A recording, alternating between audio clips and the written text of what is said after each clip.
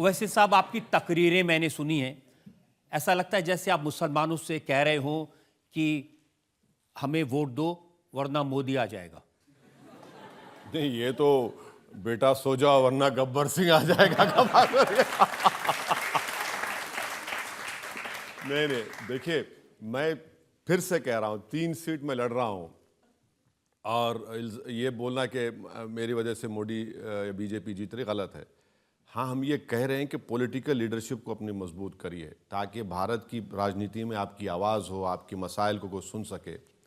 तो मेरी कोई सी तकरीर बता दीजिए जो हमें डरा रहे हैं। मैं डरा नहीं रहा हूं। आप डरा रहे हैं, आप कहते हैं हमारी शिनाख्त को खतरा है, हमारी वजूद को खतरा है। 17 करोड़ ऐसे हैं जैसे हिटलर के जमाने में बिल्कुल बिल्कुल, ये एक बात सच्चाई पर मुबन्नी है। मैं बता रहा हूं आपको, दिल्ली में 600 साल एक मस्जिद को बगैर लीगल प्रोसेस फॉलो करे आपने मस्जिद को शहीद कर दिया। खबरस्तान से कफन निकल कर बाहर आ गया, वो ड्यू प्रोसेस है? आप बताइए, बिल्किस बानो ने क्या जुर्म किया था कि उसको गैंग रेप करके उसकी बेटी को, 2 साल की बेटी को, उसकी मां को मारने वालों को मोदी जी की सरकार ने छोड़ दिया? क्या गुनाह था बिल्किस बानो का? इसमें डराने की क्या बात है? तो सच्चाई है, सारी दुनिया देख रही है उसको कि क्या कर रही है बीजेपी। और बीजेपी के पास कोई मुस्लिम वोट की जरूरत ही नहीं है उनको, वो तो पॉलिटिकल मार्जिनलाइज कर चुके हैं। तो आप खुद ही बता रहे थे, वो मोदी जी का नारा सबका साथ सबका वो तो चुनाव के बाद, चुनाव के दौरान नहीं, चुनाव के दौरान कुछ नहीं। मुख्तार अब्बास नकवी उनके लीडर हैं, वो कुछ फिगर्स बता रहे थे। उन्होंने कहा कि हमारे यहाँ मुस्लिम पॉपुलेशन 14.2% है। जो आवास योजना है प्राइम मिनिस्टर की, उसमें 31.3% मुसलमानों को दिए, 33% किसान सम्मान निधि मिला, 36% बेनिफिशरीज हैं मुसलमान मुद्रा योजना के। मैंने यूपी में प्राइम मिनिस्टर आवास योजना का आरटीआई डाला, उसका रिप्लाई देख लीजिए। सब क्या बोल रहे हैं, क्या बोल रहे हैं? आरटीआई में डाला तो आप रिप्लाई नहीं देते आप। अच्छा, यूपी की आप बात करते हैं। अरे भाई, यूपी में आपने इलाहाबाद में घर है महिला के नाम पर, आपने पति को नोटिस देकर घर को डिमोलिश कर दिया। क्यों डिमोलिश किया? क्योंकि CAA का प्रोटेस्ट किया आपने। ये कोई इंसाफ है? बताइए आप।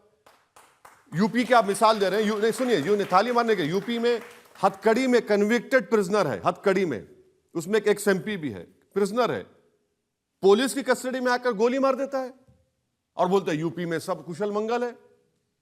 ये कैसे होगा?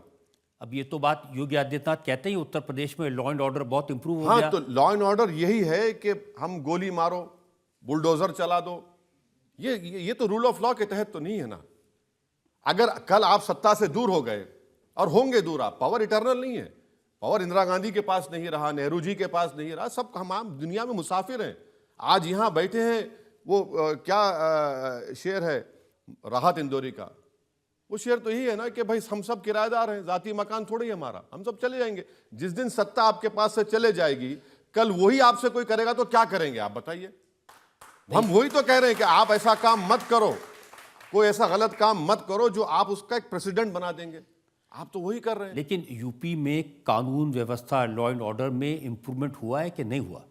सर, आप सबको गोलियां मारेंगे, जो छोटा छोटा क्राइम होगा उसको पैर में गोली मारकर मीडिया के सामने लाते हैं कि फुला जगह था ये क्राइम के, हमने गोली मार दी उसको। ये गोली मारने से क्या होगा?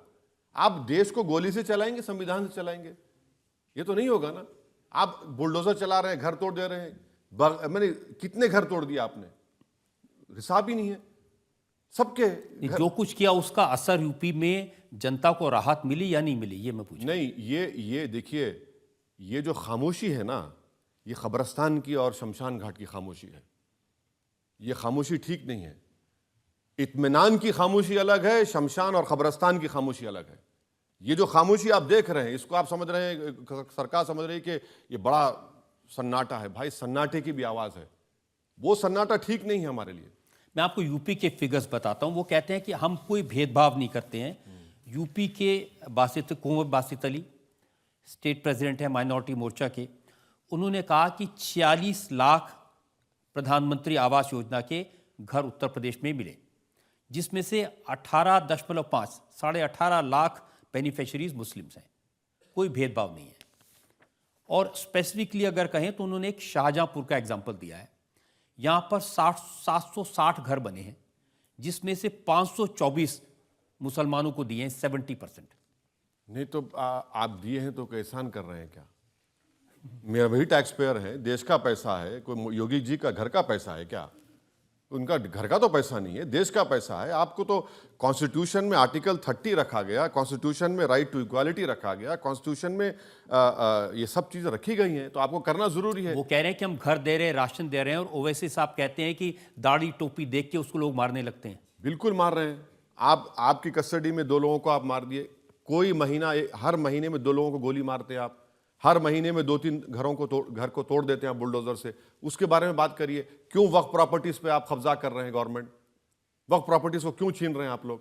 ये भी तो बताइए। और कितना बजट है माइनॉरिटीज का, वो भी बता दीजिए आप, माइनॉरिटी डिपार्टमेंट का। मदरसे के टीचरों को आपने तनख्वाह देना क्यों बंद कर दी? जब देश के सामने आपने कहा कि मदरसे फुला होता है, भाई जब उन मदरसों में मैथ, साइंस, इंग्लिश पढ़ाया जा रहा था, आपने क्यों बंद कर दिया उन लोगों को?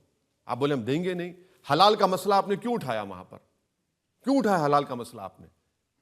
गैर जरूरी को उठाया आपने वहां पर, और इंक्वायरी करा दी आपने एसटीएफ लगाकर। नहीं कराना चाहिए था। क्यों कराए भाई? देखिए, इशू क्रिएट करना, और कोई इशू है ही नहीं, आप इशू क्रिएट कर दिए।